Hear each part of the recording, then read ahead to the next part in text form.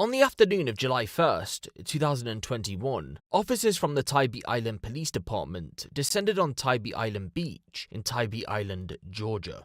The police had been called by a member of the public because, according to them, a woman had walked past the caller's family tent several times and eventually had found a spot a short distance away in front of it. After placing a towel down on the sand, the caller said the woman started touching herself inappropriately. I could hear moaning. As you'll see, the woman in question appears to be confused at first, but when confronted by the claims made against her, she starts to give her version of events and tries to reason with her actions. Nice.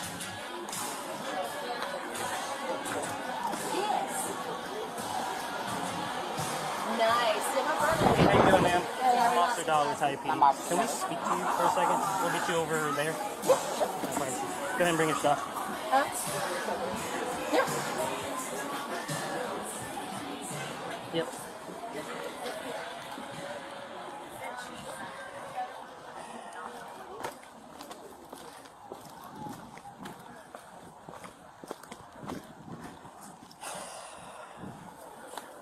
Alright. What's your name, ma'am? Chris? Chris? Do you have your ID on you? Yeah, can I ask what the problem is? Alright, so someone called us. We got multiple calls about you. About something pertaining on the beach. Yes. Were you supposed to be, were you doing something you weren't supposed to be doing?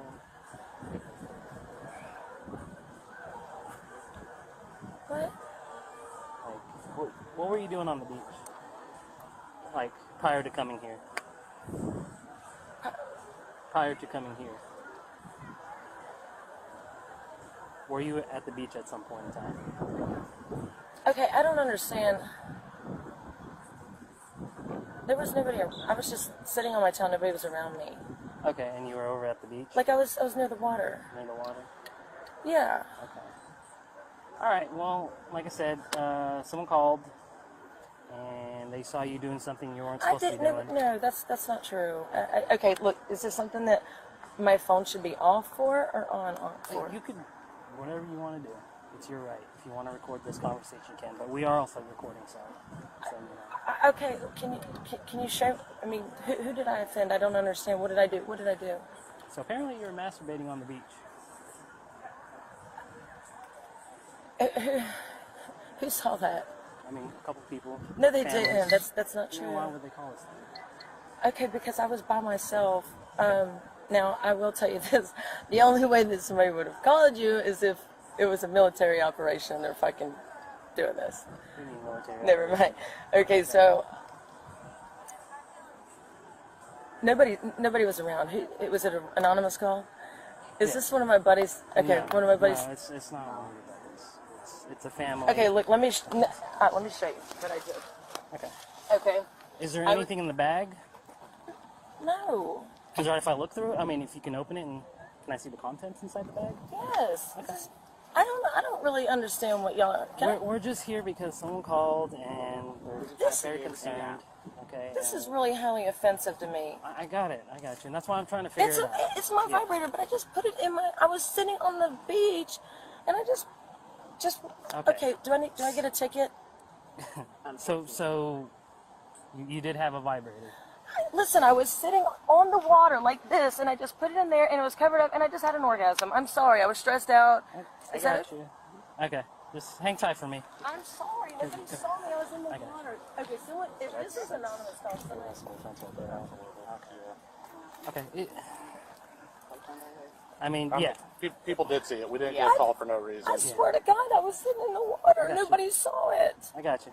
Well, I mean, if nobody saw it, then they wouldn't have called, right? Nobody saw it. Man, please, don't do this to me. Are you serious? You want to take primary notice? I wanted to take it since he's talking. Okay, I got you. This is ridiculous. What am I being arrested for? Indecent exposure. Indecent exposure. No, but I didn't have any of my body Someone parts called. out. It doesn't matter. A family saw it. They had kids. What? There That's why they was called. nobody around me. So.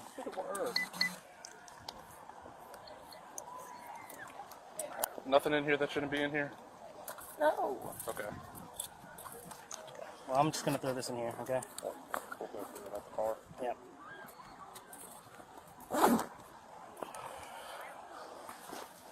This yours, man? This yours? Yeah. I'm hoping this is Jesus Christ. Because if not, this is not going to go very well.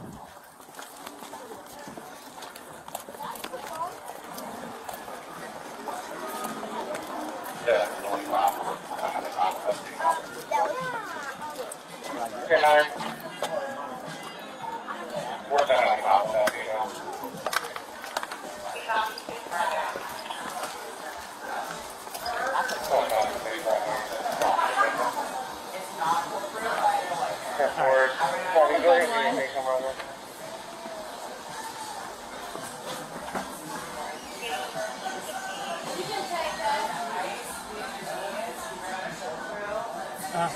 All right, awesome. Oh, it's right here? Sweet, thank you so much. What's your name? Amber? Yeah.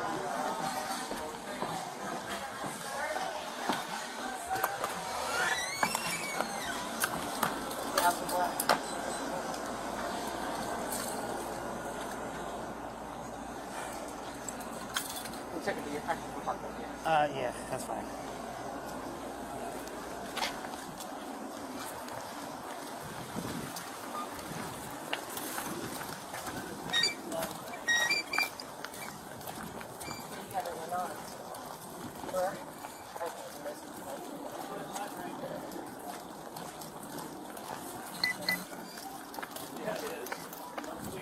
Thanks for confirmation. Ma'am?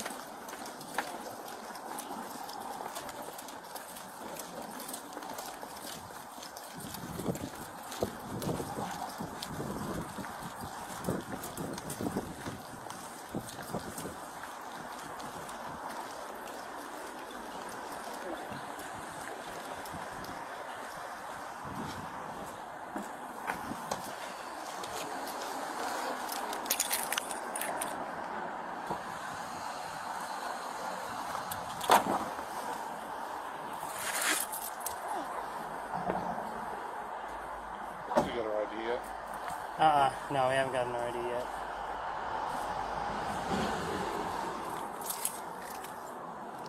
I still have it in the bag.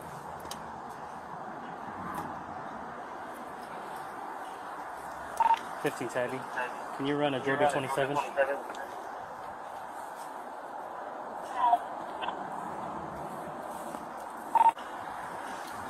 these. Okay. These are all broken up into half pills. Okay.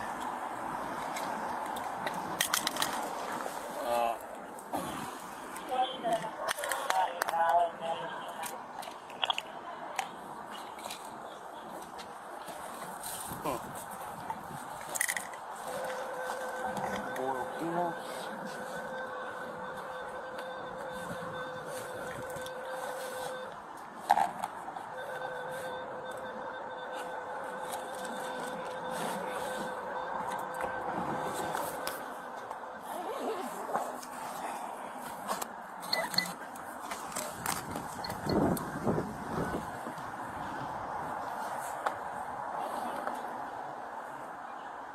Use track. Oh, Jesus.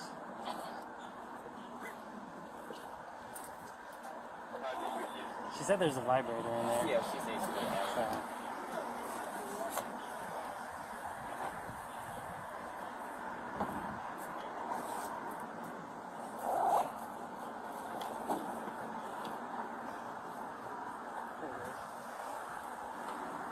Oh, nice.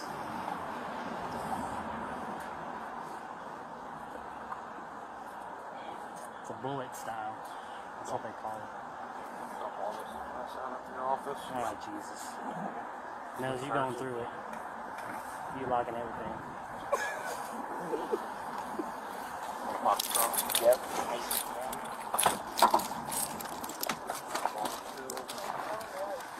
Look at the code book, see what she was charging. Okay. I mean, and she admitted to it, and she said she had an orgasm on the beach and all that other good mess. So, yeah. All right. Cool. What's the clock? It's 6 o'clock. 6 o'clock. Alrighty. What's that?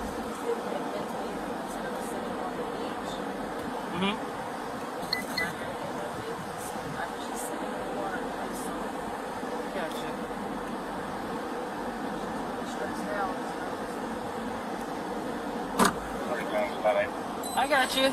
And I mean, to be completely honest with you, I really don't care what you did, you know, but again, someone saw it, so that's why we're here, you know? I mean, if you're gonna do something like that, you know, don't get caught. That's all I have to say, you know? So, I mean, I got nothing against you, you know? 34-year-old Christina Ashley Revels Glick was arrested and charged with indecent exposure and disorderly conduct. If you're not familiar with this story, then you may be thinking to yourself, well, that's the end of it. She went through the legal process and received her punishment. In the state of Georgia, a first offence of indecent exposure is classed as a misdemeanor, so you'd be right to think that she got a slap on the wrist. But what if I told you she didn't even make it through the whole legal process, because she passed just months after her arrest? But the circumstances surrounding her death aren't as straightforward as you may think. Christina's life leading up into the beach incident had been a quote, wild one, according to one unnamed relative. And although there isn't much information about her early life, we do know that the beach incident wasn't her first run-in with the law. She got in trouble, got herself arrested. She went to prison in Florida. It isn't entirely clear why she specifically went to prison, but we do know that she had been arrested on a handful of occasions. In 2018, she was accused of stealing a car, and in that same year she was arrested a handful of times for public drunkenness. Her life prior to the 2018 arrests was far from stable. You see, she had 2 sons with 2 different men, a 19-year-old from a relationship way back in the day, and a 15-year-old from a marriage that ended in divorce in 2015. Although the divorce went through in 2015, the marriage had broken down years before. Just 6 months after the 15-year-old was born, she left the family home to go on her own journey in life. The child was left with his father. Over the years, she had little contact with either of her children and their fathers, but on at least one occasion, she and her at the time husband rekindled.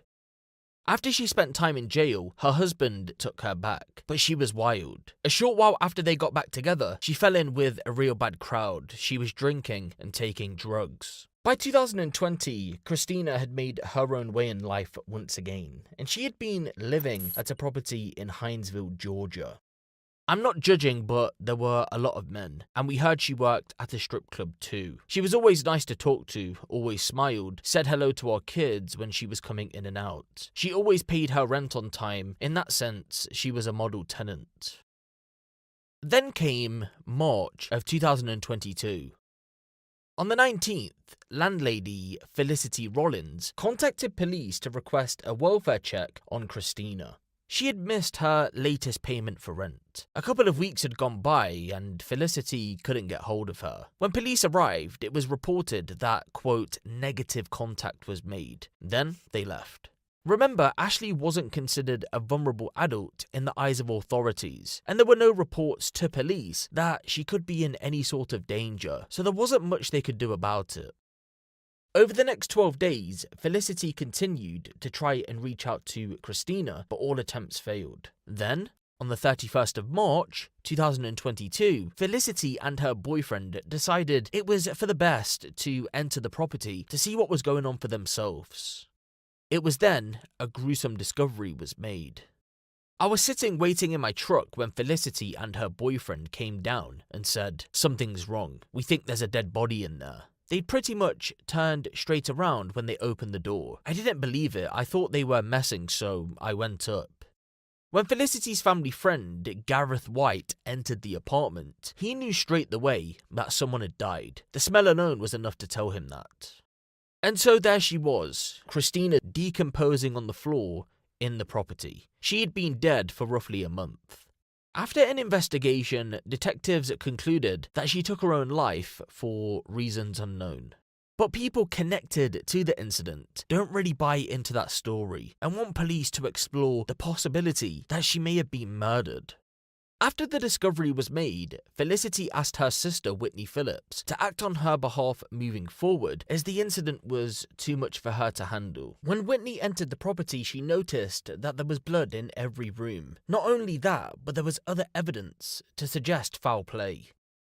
There was blood in every room in the apartment, but there were other things like unopened packages, things for the apartment, like she was expecting still to do things. Why would she be ordering stuff for the house? Why would she still be paying her bills if she was planning to end it? She was never late on rent. I didn't sleep right for a week after seeing the inside of that apartment. You could see the marks on the wall where her body had been, and on the carpet where it had laid. To me, it looks like she was panicking, trying to get away, trying to save her life. Why would she be moving through the house like that? That doesn't make no sense. Jonathan Johnson and his wife Jasmine, downstairs neighbours, think Christina was murdered too. The Johnsons believe they heard the actual murder taking place but didn't want to intervene because they weren't too sure. They say a man who Ashley had been seeing needs to be taken in for questioning. I believe that dude killed her. We heard a lot of commotion that one night, then we never saw her or heard her again. I asked, should we call the police? But you're not too sure sometimes. Like, if you get involved, maybe you'll get hurt too. That guy was there all the time and his car was over there that night. When we came out the next day, it was gone. That night, it was like a lot of heavy walking and moving around going on. After that, it was just silent up there. And so, it's been well over a year since police reached their conclusion. We can't rule out that they'd ever change their theory and investigate the possibility that Christina was murdered, but we can say, for at least now anyway, that they don't think she was.